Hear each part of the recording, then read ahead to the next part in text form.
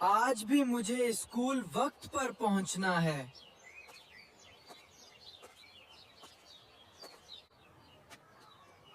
ये क्या है?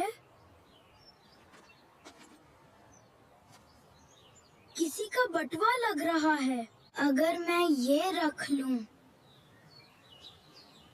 मगर ये ठीक नहीं होगा। मुझे इसे उसके मालिक तक पहुंचाना चाहिए।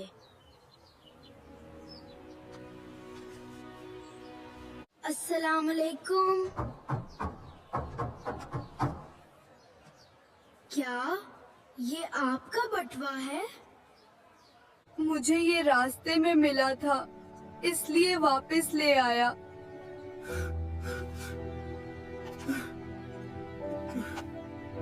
नहीं अंकल, ये मेरा फर्ज था।